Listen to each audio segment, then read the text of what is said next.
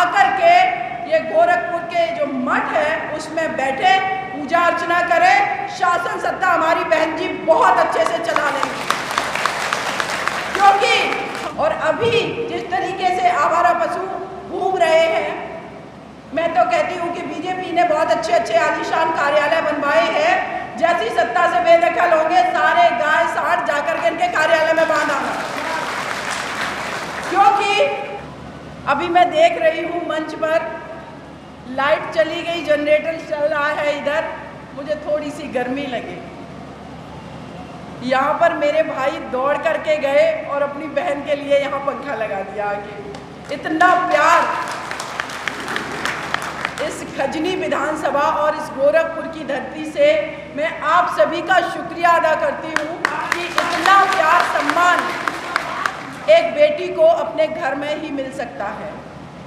मैं कल रात में गोरखपुर आ गई थी। यहाँ पर मेरे भाई गोरखपुर के रहने वाले गगा, एक जगह आपने सुनी होगी, रितेश कुमार मौर्य जिला पंचायत सदस्य का चुनाव लड़ रहे थे और उनके दोस्त शंभू मौर्य शाम का समय था, पंपलेट चिपका रहे थे, अपने चुनाव प्रचार कर रहे थे।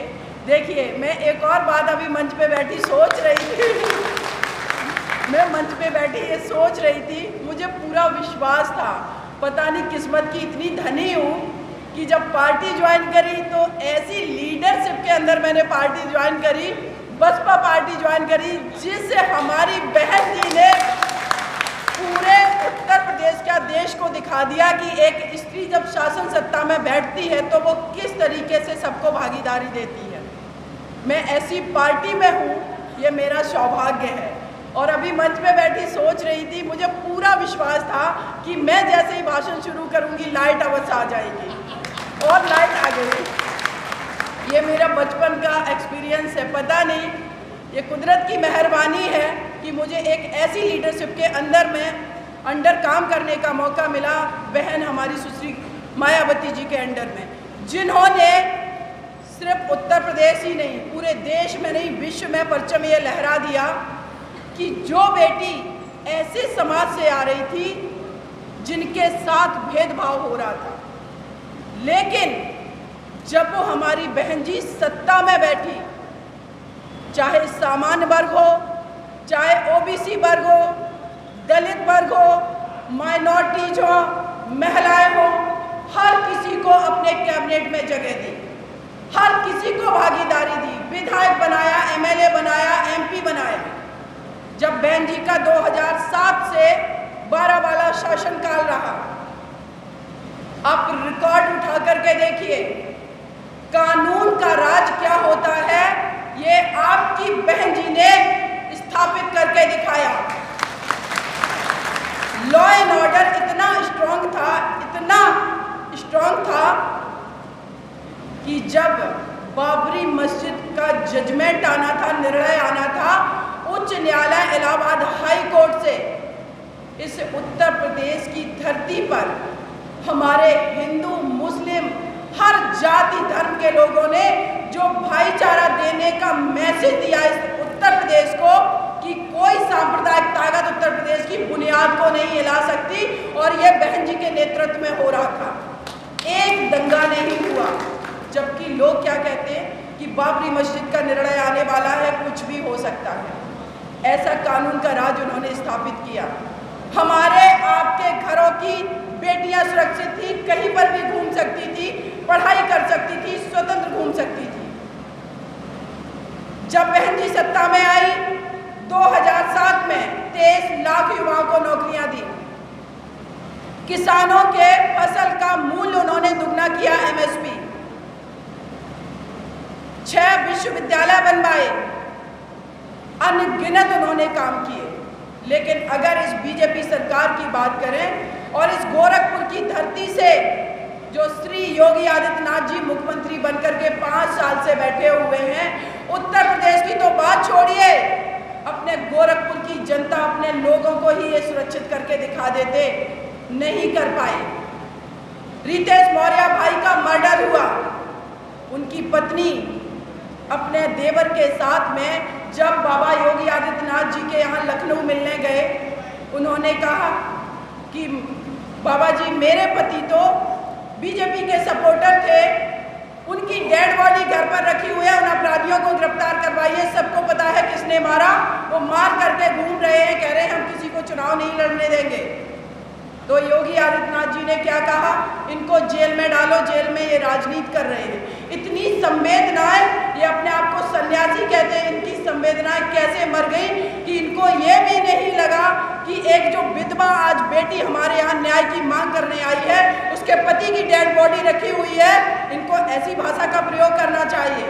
2 महीने बाद अपराधियों की गिरफ्तारी हुई, 2 महीने बाद आज उन दोनों भाइयों का केस आपकी ये बहन लड़ रही है। और मैं वादा करती हूँ आप लोगों से, मैंने अपने जीवन में जो भी काम अपने हाथ में लिया उसको पूरा किया। इसका एग्जाम्पल आप सभी लोग जानते हैं, दिल्ली में जो निर्भया हमारी बिटिया के साथ अपराध हुआ था, 4 लोगों को फांसी कराई। कानून की लड़ाई तो मैं कोर्ट में लड़ रही थी, लेकिन मैं सिस्टम से भी लड़ रही थी। और यही सिस्टम कैसे काम करता है, ये प्रेरणा हमने हमारी बहन जी से ली है कि सिस्टम से कैसे काम कराया जाता है। अभी यहाँ पर उमेश और सूर्यांश भाई के घर पर मैं गई, मेरा छोटा भाई है, वहाँ पर एक मिश्रा सर बैठे हुए थे, बोले बिटिया यहाँ पर जब बहन जी बस्ती में आती थी तो गोरखपुर के अधिकारी एक्टिव हो जाते थे कि बहन जी बगल वाले जिले में आई हुई है, पता नहीं हमारे ऊपर कौन सी कार्रवाई हो जाए अगर मैंने काम नहीं किया। ऐसी है हमारी नेता। लेकिन आज की बात करें, मनीष गुप्ता हत्याकांड इस गोरखपुर की धरती का है।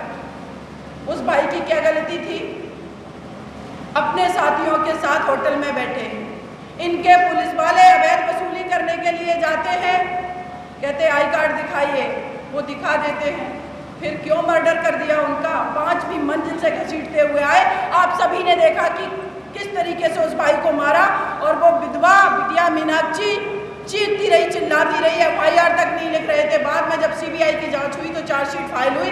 आज उस मनीष गुप्ता भाई का केस भी ये बहन आपकी लड़ रही है। तो आप लोग समझिए कि बहुजन समाज पार्टी एकमात्र इस देश की ऐसी पार्टी है जो दबे कुचले शोषित पीड़ित वंचित महिलाएं माइनॉरिटीज हर किसी के हित के बारे में सोचती है, बाकी कोई पार्टी नहीं सोचती है। 2012 से लेकर के 17 का शासनकाल देखा, अभी बहुत सारी बातें हमारे प्रत्याशी जी बता गए हैं। यहाँ पर समाजवादी पार्टी की सरकार रही, आज ये बीजेपी वाले हमारे मुस्लिम भाइयों को डर दिखाते हैं कि ये लोग आपको शोषित पीड़ित कर रहे हैं। लेकिन इनसे सवाल ये है कि आपके शासनकाल में जब हमारे उत्तर प्रदेश के हर मुस्लिम भाई ने आपका सपोर्ट किया तो आपने उनको क्या दिया? क्यों नहीं आप मुजफ्फरपुर और शामली वाले दंगे रोक पाए थे? आप ही तो शासन सत्ता में बैठे थे श्री अखिलेश यादव जी, लेकिन आप नहीं रोक पाए। हमारे भाई वहाँ से पलायन होने को मजबूर हो गए। लेकिन बहन जी जब सत्ता में होती हैं वो ये नहीं कहती हैं कि हम इसको सुरक्षा देंगे, इसको नहीं देंगे। वो 80 और 20 की बात नहीं करती हैं। उनका एक ही उद्देश्य है, उनका एक ही विजन है। हमारे उत्तर प्रदेश का हर व्यक्ति, वो किसी भी जाति, किसी भी धर्म, किसी भी वर्ग का हो, किसी भी जेंडर का हो, उसको सुरक्षा देना, उसके हित के बारे में सोचना, ये बहन जी का काम है। ये बहन जी करके दिखाती हैं।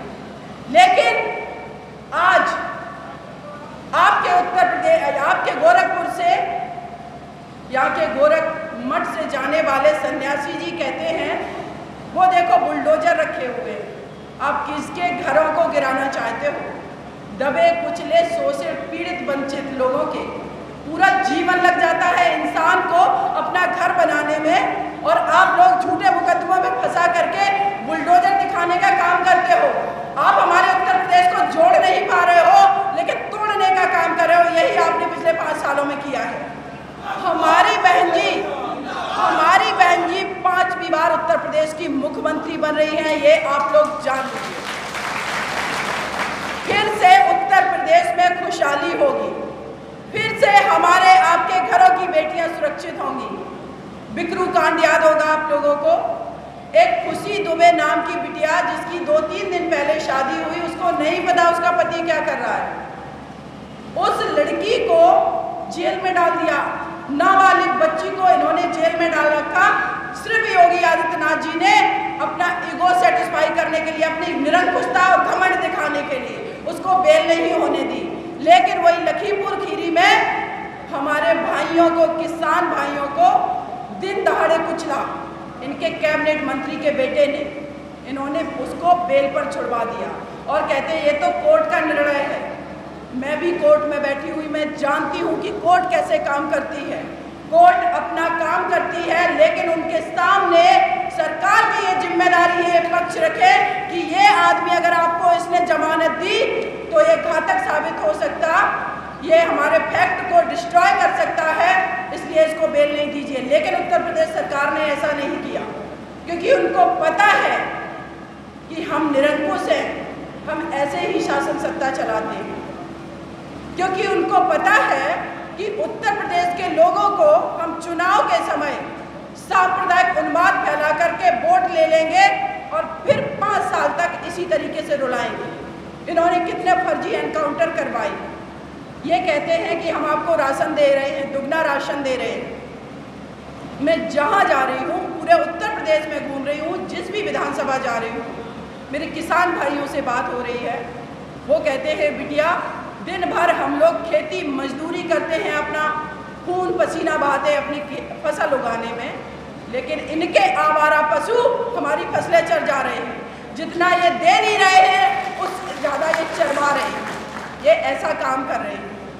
क्या गलती है किसान भाइयों की, क्या गलती है उन मजदूरों की? लेकिन इनका ये कहना है कि हम गाय को सुरक्षा देते हैं। कितनी हमारी गाय, जिनको माता कहते हैं, पॉलीथीन चल रही है। क्या इनके शासनकाल से गाय सुरक्षित नहीं थी? अब वाकई में सुरक्षित नहीं है। और अभी जिस तरीके से आवारा पशु घूम रहे हैं, मैं तो कहती हूँ कि बीजेपी ने बहुत अच्छे अच्छे आलीशान कार्यालय बनवाए हैं। जैसी सत्ता से बेदखल होंगे, सारे गाय साठ जाकर के इनके कार्यालय में बांध आना, क्योंकि इन्होंने करप्शन से आलीशान कार्यालय, एसी युक्त कार्यालय बनवाने के काम किए, जनता के लिए काम नहीं किए। वो कार्यालय को हम लोग गौशाला में बदल देंगे, यही तो करना होगा। फिर यहाँ माताएं बहनें बैठी हुई हैं, बताएं कितने भाइयों को नौकरी मिली? नहीं मिली नौकरी। कितने घरों की बेटियां सुरक्षित हैं? आज जब किसी के घर की भी बेटी, चाहे आपके घर की हो, हमारे घर की हो, स्कूल जाती है, कॉलेज जाती है, शाम को जैसे ही 4-5 बजा, माँ बाप भाई सब फोन लगाने में लग जाते हैं। थोड़ी देरी होती है, अंदर से डर लगने लगता है कि पता नहीं सही सलामत हमारी बिटिया आएगी या नहीं, क्योंकि भरोसा नहीं है कब इनके उत्तर प्रदेश में जिस तरीके से इन्होंने जंगल राज बना रखा है, उसमें किस बेटी के साथ अपराध हो जाए। हाथरस में एक बिटिया का बलात्कार करके उसका मर्डर कर दिया गया। उस बिटिया का केस भी मैं देख रही हूँ। रात के समय 2:30 बजे रात को उस बिटिया को इन लोगों ने मिट्टी का तेल छिड़क करके जला दिया। माँ रिक्वेस्ट करती रही, हाथ जोड़ती रही कि मेरी बिटिया को एक बार दिखा दो। ये इस तरीके की निरंकुश सरकार है। कहती है नहीं दिखाएंगे, कानून व्यवस्था चरमरा जाएगी। अरे आपने कानून व्यवस्था अगर पहले रोक ली होती तो हमारी बिटिया आज वो हमारे बीच भी होती, उसके साथ अपराध नहीं होता। उसको तो आप रोक नहीं पाए, उल्टा आप अपराध अपने सिस्टम के द्वारा करवा रहे उस परिवार पर। ऐसा इन्होंने पूरे उत्तर प्रदेश में माहौल बना रखा है। तो इसीलिए आप लोगों से मेरा अनुरोध है, 5 साल का शासनकाल आपने श्री योगी आदित्यनाथ जी का देख लिया। उत्तर प्रदेश को सिर्फ लोगों को इन्होंने तकलीफ दी और किसी को कुछ नहीं दिया। वापस समय आ गया है कि आकर के ये गोरखपुर के जो मठ है उसमें बैठे, पूजा अर्चना करें। शासन सत्ता हमारी बहन जी बहुत अच्छे से चला लेंगी, क्योंकि हमारी बहन जी ये प्रूव करके दिखा चुकी हैं। 2007 से 12 या उससे पहले जब बहन जी पहली बार मुख्यमंत्री बनी, 1,40,000 गुंडे लोगों पर गुंडा एक्ट लगा करके जेल में डाला। और गुंडे लोग जो डर के वजह से उत्तर प्रदेश के जो आसपास के बॉर्डर है देश के, वहां भागने की कोशिश करते थे। ये बहन जी ने प्रूव करके दिखाया। उन्होंने ये नहीं देखा कि जिसको हम जेल डलवा रहे हैं वो किस जाति धर्म का, जो अपराधी है वो जेल जाएगा। लेकिन आज ये सेलेक्टिव काम कर रहे हैं। अल्ताफ एक भाई शाहजहाँपुर में, उसको पकड़ा पुलिस ने, बाथरूम में 3 फीट टोटी से बता रहे हैं कि फांसी लगा ली उसने, आत्महत्या कर ली, जबकि वो भाई 5 फुट लंबा है। ऐसे ऐसे ये लोग काम करते हैं। पुलिस कस्टडी में कितनी हत्याएं हुई। उन्नाव की बिटिया के साथ गैंग रेप इनके विधायक करते हैं कुलदीप सेंगर, और जब वो बिटिया न्याय की मांग करती तो उसके पिता की पुलिस के द्वारा ये पीट पीट करके हत्या करवा देते हैं। उसके बाद उस बिटिया का भी एक्सीडेंट करवाते हैं ये लोग, बाई चांस वो बच गई। जिसने भी अपने हक अधिकार की आवाज उठाई, आप समझ लीजिए इनका प्रशासन उस आदमी की, उस व्यक्ति की आवाज को दबाने के लिए उसको खुद प्रताड़ित करते हैं। ये लोग इस तरीके का काम करते हैं। तो आप लोगों से मेरा अनुरोध है कि आपकी इस धरती से, इस खजनी विधानसभा से आप सिर्फ विद्यासागर भाई को जिताना नहीं है, बल्कि आप दूसरी पार्टियों के प्रत्याशियों की जमानत जब्त करा दो और ये दिखा दो,